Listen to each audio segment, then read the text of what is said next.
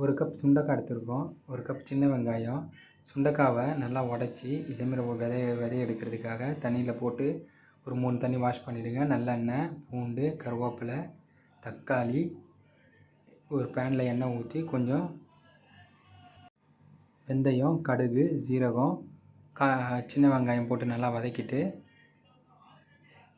வதங்கினோடனே 2 கருவேப்பிலை, கொஞ்சம் 2 பச்சை மிளகா, நம்ம பூண்டு, தக்காளி, அலசின சுண்டைக்காவை ஆட் பண்ணி நல்லா ஒரு வதக்கிட்டு கொஞ்சம் உப்பு போட்டு வதக்குங்க.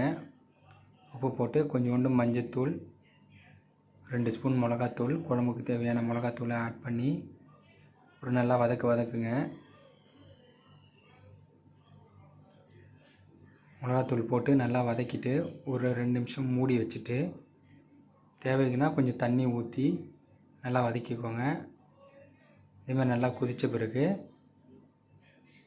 சுண்டைக்காய் வெந்துருச்சான்னு பாருங்கள். சுண்டைக்காய் வெந்த பிறகு நம்ம ஊற வச்சு இந்த புளியை ஆட் பண்ணி ஒரு கொதி வந்த பிறகு 2-3 கொதி கொதித்த பிறகு பாருங்கள், மிளகாத்தூள் புளி வாசனை போன உடனே மல்லித்தலை போட்டு மேலே கொஞ்சோண்டு எண்ணெய் ஊற்றுங்க. எண்ணெய் ஊற்றி மூடிடுங்க. சூப்பரான சுண்டைக்காய் குழம்பு ரெடி.